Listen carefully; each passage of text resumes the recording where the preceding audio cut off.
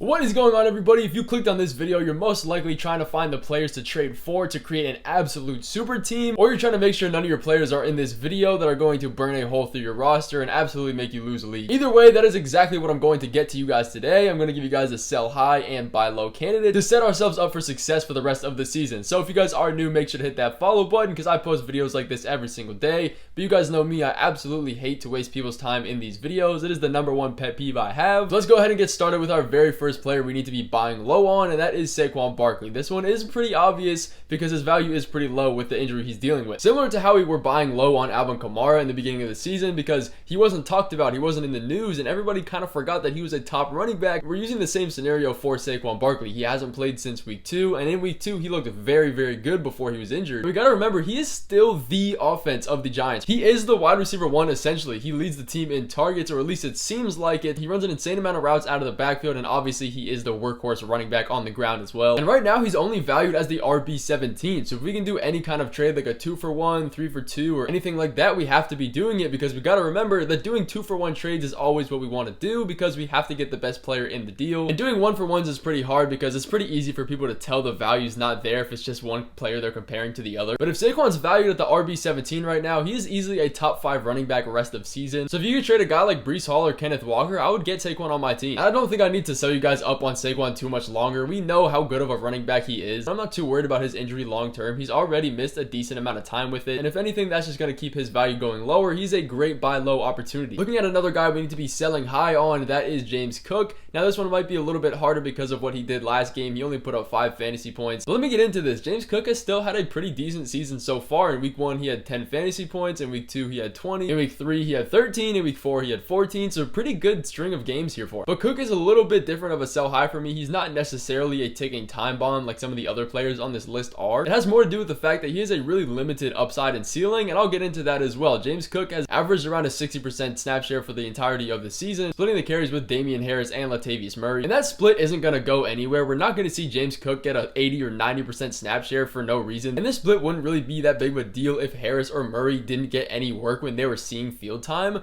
but they are. Not only are they splitting the snap share of time on the field, they're also splitting carries about 60-40 as well. And if we look at Cook's game log, it has been decreasing over the past few weeks. Now obviously 5 carries for -4 yards isn't going to be the norm, but he has absolutely no red zone role, and we knew this coming into the season. He hasn't had any usage in the red zone, and he only has 1 touchdown on the season, and that came outside of the red zone, as you guys can expect. This was the exact reason why the Bills signed Harris and Murray in the first place, but Cook will still own the majority of the receiving role, which is going to give him a decently high floor, but he has no path to improve if these guys are going to keep seeing snaps. In my eyes, he's just a dead weight player that's not going to see a whole bunch of improvement, and we're going to be banking on a high amount of checkdowns every single week to keep him relevant. And that's also a little bit washy because we know the Bills are an above average offense, so if they're winning a majority of their games, they're not going to be checking the ball down a lot. They're just going to be running it, which is still fantasy points, but nowhere near the receptions in PPR leagues. But you do have some time to go through and shop around for James Cook because he has a great matchup against the Giants in week 6. He'll probably put together another good game, so maybe after this week you can sell him high. But all of these other running backs are going to still be involved in the offense and are going to cap his ceiling. So if I can trade him for another guy that isn't as stuck in a box like he is but has similar value, I'd do it 100%. But looking at the next player we need to be buying low on, and probably the best value of the video, is Chris Olave. His usage has looked completely different to what we've seen in the previous games. You can look at his chart here, but there's a quick answer to why his usage is looking like this over the past 2 weeks, and the short answer is that Derek Carr is dealing with an injury. In week 3 he went out with a sprained AC joint, which for quarterbacks usually keeps them out 2 to 4 weeks, a significant amount of time,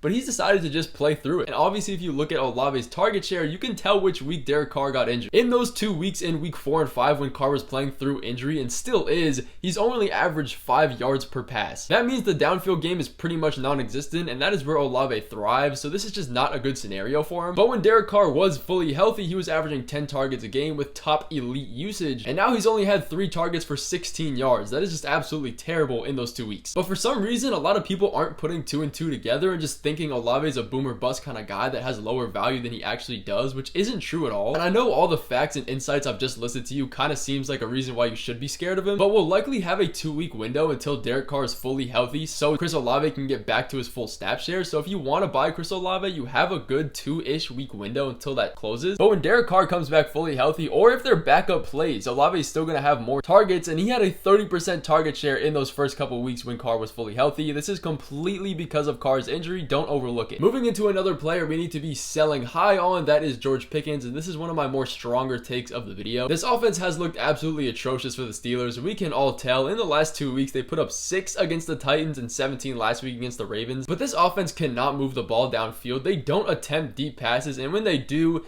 it's just not accurate. When you can't move the ball, there's not as many opportunities for those deep passes or any passes at all, and that's where George Pickens thrives. But the real issue he is a complete sell high for me is because Diontae Johnson is slated to come back right after their bye week this week in week 6. Luckily, the bye week gives you a little bit more wiggle room to have time to sell and shop around George Pickens because he just came off a good game, but it really wasn't when we look at the stats. Pickens is going to be a boom or bust player continuing the rest of the season, whether that's his fault or not. Pickens' stats looked good this week, but if it wasn't for that super deep touchdown, it really wouldn't have looked that great, and he probably would have been under 10 fantasy points on the day. But Diontae Johnson is real, and he is their true wide receiver 1 for the rest of the season. That's going to continue, and that really lowers Pickens' ceiling because this offense isn't getting better. Diontae came out in week 1 and saw 6 targets in half of a game before he got injured and 50 yards. I would put Diontae Johnson on this video as a buy low because I really think he's a great buy low option. I just want to put it out there for you guys now. But right now, George Pickens is the wide receiver 13 on the year, and he's valued about the wide receiver 20, which is insane. So if we're selling him at that price, give me Amari Cooper, give me Jalen Waddle, give me even DeAndre Hopkins over him. Any kind of trade you can get to get him off your team and get a player like that, whether it's a 2-for-1 or not, go ahead and do it. But guess what? Looking at another player we need to be buying low on,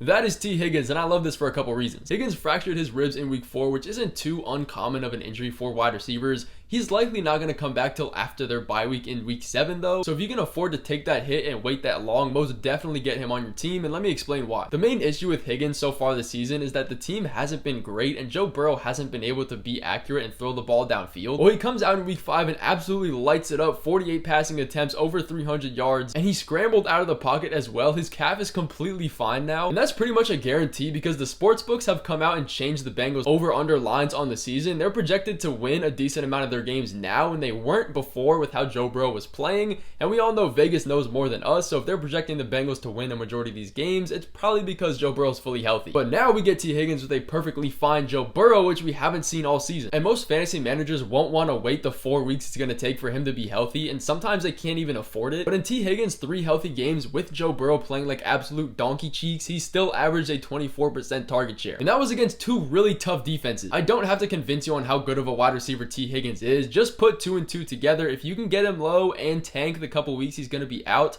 he is the best buy low of the week. And if we go over and look at another sell high candidate, this time at the tight end position, it is going to be Dallas Goedert. This dude just had his best game of the season, 8 receptions for over 100 yards and a touchdown. And the reality of it is, yes, he's a top 7 tight end rest of season, but that kind of performance isn't going to happen very often, and not even that kind of performance, because that is really good. Even something like a 7 catches for 80 yards, that's really not going to be that often. And that's simply because of the fact of history. He hasn't been involved in this offense a decent amount, or at least consistently enough for him to be a guy we can go through and start. Now, obviously, we're going to be going through and starting him every single week if we have him. Don't get that twisted. I'm just focusing on the fact that he is a boom or bust guy, and those bust weeks are really going to be annoying, even if he is a high value tight end. But people are going to see this performance and see how good this Eagles offense is and overlook all the other facts that the Eagles have a lot of capable pass catchers. The reason he's not a consistent guy is because they have AJ Brown, they have Devonta Smith, they have even DeAndre Swift catching passes out of the backfield to take all of these targets and disperse them. So someone's going to have a bad week every week, and most likely it's going to be Dallas Goedert like we've seen in previous years. And this is a good team. They're going to be up in a lot of games. They're going to have more pass-heavy run scripts on top of the fact that they like to run the ball already anyways. He's not a bad tight end by any means. If you're stuck with him on your team, don't be sad about it. But if we can take advantage of this great game that he had and take a chance on Kelsey to buy low, or even if there's a guy in your league that's super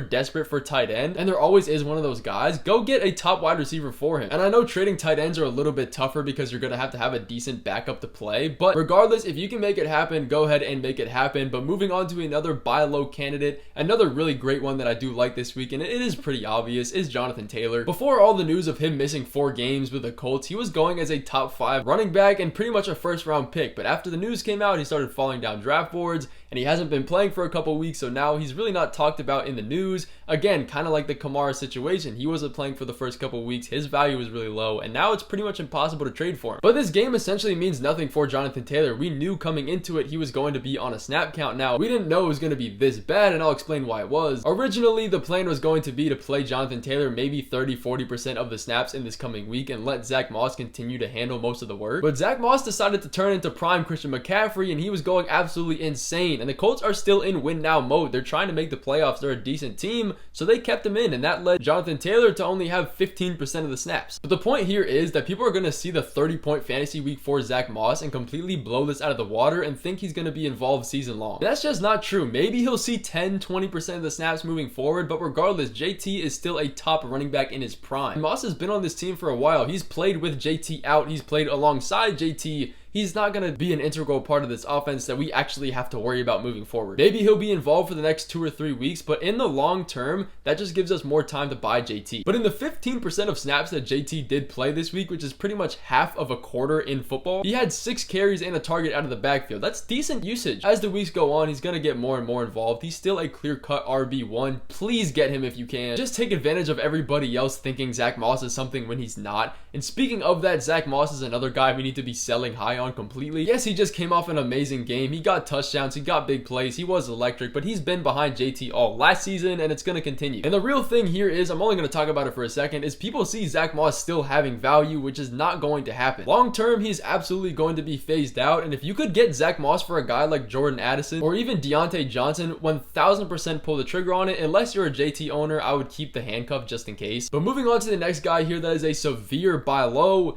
that is Isiah Pacheco, who is a guy I've been a little bit on the fence about until now. But this isn't really a complete buy low, it's more of a buy medium. I mean, if we look at his stats over the past couple weeks, he has been really efficient on the snap count he's been getting. But if you're in the position to take a swing on him, maybe the owner doesn't value him that much, or you have someone on your team that he wants, go ahead and try it. Despite the 3 touchdowns he's had in 3 weeks, he's had very good usage. In week 1 and 2, we saw this backfield operate as a 3-man committee between CEH and Jerick McKinnon, and that was really putting me off of him, and I wasn't quite sure what we were getting. But now over the past couple weeks, we've seen his usage get very inflated. But Pacheco is still hovering around a 60% snap share, and that's really not likely to go up to 80 or 90. It's just not viable with Jerick McKinnon getting a receiving role. But he is still an amazing running back in a great team, and the real reason we need to be buying low is because he has quite literally the easiest running back schedule for the rest of the season, including fantasy playoffs. And be prepared when I say this, he also gets the Broncos this week in week 6, who have let every single starting running back absolutely blow their back out over the past few weeks. We saw what Breece Hall just did. It is almost too late to buy Isiah Pacheco. If you're in some good unicorn position to get him for not that much, please go ahead and do it. But again, the Chiefs are a great team, and if they're up in every single game, they're going to continue to run a run-heavy script in the second half of these contests, and that's going to be even more fantasy points for Isiah Pacheco. And I just wanted to put him on this list, even though he's not considerably a buy low right now. But a guy that is 100% a sell high, and we need to be squeezing all the value out of him that we can, is George Kittle. Now again, it's a little bit hard to trade tight ends, but Kittle, as we know, is another boom-bust tight end. He has been his whole career, and that's what happens when your team is loaded with CMC, Deebo Samuel, and Ayuk. It's just bound to happen on top of the tight end position that's already super volatile. But I mean, if we look at his usage, it still has not been great regardless of how good this offense has been. He saw 3 catches, and all 3 of them were touchdowns last week. That is not going to continue. His target share has been absolutely atrocious, and if we can sell him high again for a guy like Travis Kelce or even Mark Andrews, go ahead and do it 1000%. But that is going to finish off this video of the top buy low and sell high candidate players for this week and for the rest of the season, honestly. So if you guys have made it this far, I seriously appreciate you guys watching, and I'll see you guys in the next video coming tomorrow.